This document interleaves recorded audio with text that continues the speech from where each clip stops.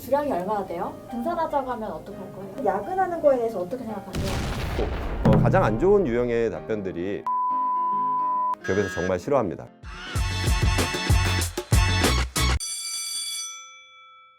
공공기관이든 대기업이든 면접을 보러 가게 되면 최종 단계에서는 인성 면접을 보게 돼요. 요새 이런 기업은 없겠지만 일명 꼰대 질문에 대해서 같이 한번 얘기를 해보도록 하겠습니다. 술 좋아해요? 주량이 얼마나 돼요? 면접관님께는 굉장히 죄송스러운 얘기이긴 하지만 사실 면접관님의 질문에 정확한 답변을 드리기는 어려울 것 같습니다. 사실 제가 술을 굉장히 좋아하고 친구들과 술을 많이 먹기는 하는데 항상 술자리가 끝나면 친구들을 먼저 들여보내고 마지막에 가다 보니까는 제 정확한 주량을 체크할 기회는 없었던 것 같습니다. 만약에 면접관님이 기회를 주신다면 면접관님과 술 한잔 하면서 제가 어느 정도의 주량이 되는지 한번 확인을 해보도록 하겠습니다. 이 답변은 제가 한 15년 전에 모 증권사에 취업을 할 때 최종 면접에서 합격, 강락을 좌우했던 답변입니다. 제가 그 당시에 세 군데인가 연속으로 최종 면접을 떨어지고 있는 상태에서 이번 답변만큼은 내가 하고 싶은 말이 아니라 저 사람이 듣고 싶어하는 얘기를 꼭 해줘야 되겠다라는 생각을 하고 고민 끝에 짜낸 답변입니다. 제가 이 답변을 하자마자 면접관이 굉장히 웃으면서 좋아했던 기억이 납니다. 실제로 이 후일담을 좀 말씀드리면 신입사원 환영에 들어갔을 때 앞자리로 끌려갔습니다. 그리고 소맥잔 2잔에 소주를 2번 연속으로 가득 담아서 원샷을 하고 그 자리에서 쓰러졌거든요. 쓰러지면서 욕하는 소리를 들었어요.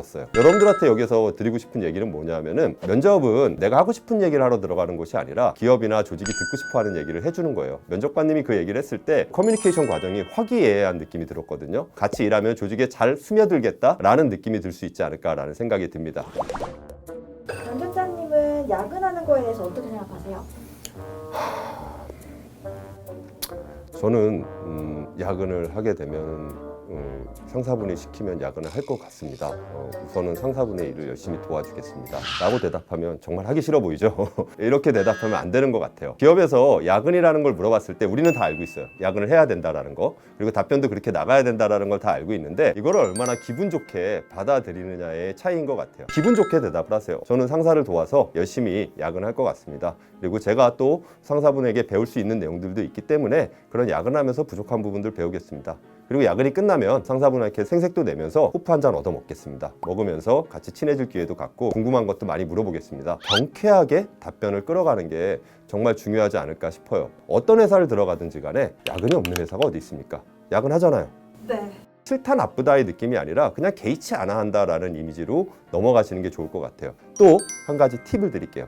요거 질문이 끝나고 내가 답변하고 나면 어떤 유도 질문이 들어오냐면은 그 상사가 평소에도 일을 밀려놨다가 꼭 퇴근 시간만 되면은 일을 몰아서 하면서 야근이 굉장히 잦은 상사예요. 그럴 때마다 매번 야근을 하겠습니까? 그때 또 고민을 하기 시작하면 안 됩니다. 마찬가지입니다. 상사가 어떤 특별한 사정이 있을 거라고 생각합니다. 편하게 받아들이면서 그냥 야근을 하겠습니다라는 경쾌한 느낌으로 흘러가 주시면, 이거 유도 질문이라고 하거든요. 그러니까 전에 얘기했던 게 정말 사실인지 아닌지를 다시 한번 확인해보는 형태의 유도 질문. 이거는 면접장의 과정마다 굉장히 이런 류의 유도 질문이 많이 나오는데 전과 동일한 포맷으로 답변을 해주시는 게 좋을 것 같습니다. 주말에 상사가 등산하자고 하면 어떡할 거예요? 제가 평소에 워낙 등산을 좋아하는데 회사에 지원을 받아서 등산을 할 수 있는 좋은 기회라고 생각을 하고 상사분을 모시고 등산을 하면서 분위기 메이커 역할을 한번 해보겠습니다. 그래갖고 같이 산을 모시고 올라갔다가 내려오면은 맛있는 막걸리도 한잔 하면서 회사 생활에 어떤 친목 도모의 기회로 한번 삼아보도록 하겠습니다 라고 답변을 하는 게 좋겠죠. 사실 이런 질문들이 정말 꼰대 질문인데 더 아쉬운 상황은 뭐냐면은 실제로 그런 일이 이제 벌어지겠죠.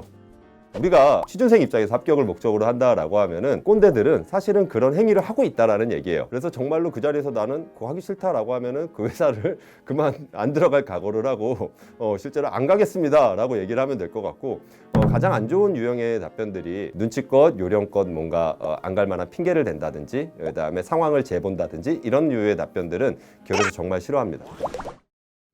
어떻게 보면은 우리나라 기업이 아직까지도 그런 기업 문화가 남아있는 곳이 있을 수도 있다라는 생각에서 안타까운 상황이지만 답변은 그렇게 해야 될 것 같습니다. 면접을 본다라고 했을 때 이런 질문을 받게 될 가능성이 생각보다 그렇게 많지는 않습니다. 혹시라도 이런 질문을 받았을 때 나의 가치관과 다르다라고 했을 때 그 회사와 나의 가치관이 다른 게 아니라 그 질문을 던진 그 면접관과 나의 가치관이 다른 거고, 그 면접관과 일하게 되는 건 아니거든요. 그 자리에서 그냥 실제로 커뮤니케이션적인 요소로서 받아들인 다음에 흘러가는 답변으로 해주시는 게 정말 좋을 것 같아요. 꼰대에 대한 얘기를 좀 해봤는데 저도 이미 이제 꼰대화가 되고 있어요. 꼰대가 되지 않도록 노력하는 에듀윌의 윤성훈 교수가 되도록 하겠습니다. 자, 마지막으로 얘기하겠습니다. 합격은 에듀윌.